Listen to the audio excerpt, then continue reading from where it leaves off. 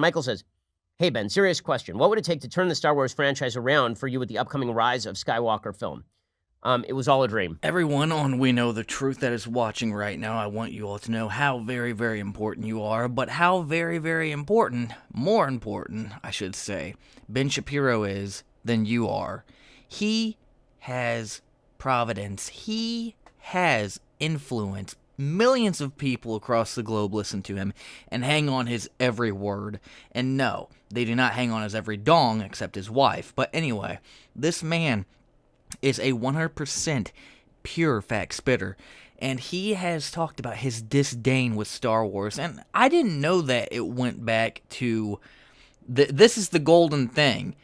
I watched a video recently released on a channel that I think he owns or he's partnered with or whatever, I don't know how it works, and he said what I've been saying for years. I blame J.J. Abrams. I think this all started, I'm not going to blame Rian Johnson as the true creator of the Star Wars collapse. J.J. Abrams is a derivative B-movie director, and he directed he directed episode, what was it, 7? He directed episode 7 with all of the creativity of a plagiarist. Hey, look, a Death Star. I'm shocked. Hey, look, it's a guy who's he's just basically Darth Vader. That's amazing. But he created a great sin. The great sin, as I've said before, is that he took Han Solo, who was the coolest character in the original Star Wars, and turned him into a loser divorced dad who wanders around the universe in his Cadillac with the fuzzy dice and his best friend smoking weed, and then shows up only to be killed by his son at the behest of his wife he hasn't seen in 20 years for the dumbest possible reason. At that point, I was like, out. Sorry, I'm out. Star Wars fall did not start with Ryan Small Johnson. It started with Gay Abrams. I heard him say that in response to a fan's question. I was blown away. I'm like, you motherfucker. Every time I tell someone, Rian Johnson didn't ruin Star Wars. Episode 8 didn't ruin Star Wars. It was ruined in Episode 7 by J.J. Abrams. These people are like, no, Episode 7, like, here's a new excuse. At first, it's the best movie ever just because it's the first Star Wars live-action film in 10 years. Not counting the Clone Wars 3D movie, that was a piece of garbage. They're like, it's the best movie ever, just because, they felt like a little kid again or whatever. And then people started opening their eyes. Hey, maybe Episode 7 isn't the best. It's got feminism, SJWism, Mary Sue's. It's got an anti-male message. It's got interracial shit, like Force interracial.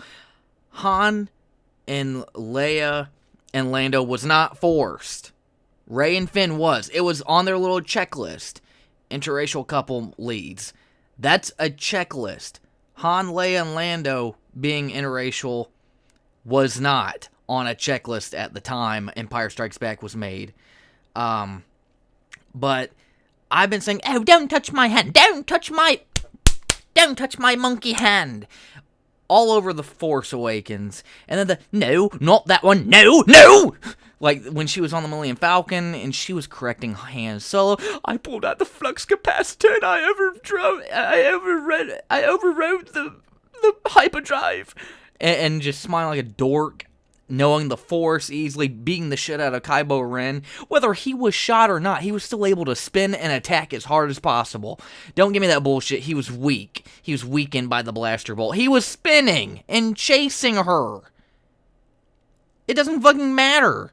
But no, when he said it goes back to J.J. Abrams, I'm like, yes, man. But also, if we really want to be technical, it goes back to Star Wars Rebels.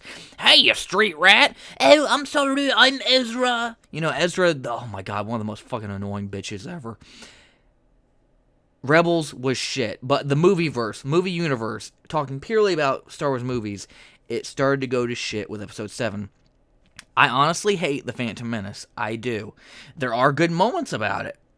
Qui-Gon Jinn is a great character that came out of The Phantom Menace, even though he doesn't match up with the original trilogy because Obi-Wan said that Yoda was his master, instructed him. That's an excuse. Someone crucify me for trying to make an excuse of that. Would I say they destroyed Star Wars? No.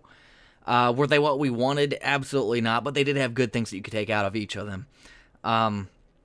Episode 7, all I took is, oh my god, this is a rehash with no creativity, SJWism, feminism, anti-male shit. I felt the exact same way about The Last Jedi. I was just like, but to hear Ben Shapiro say it started with episode 7, that was like, holy shit, this is how you know. It's a Jew criticizing a Jew.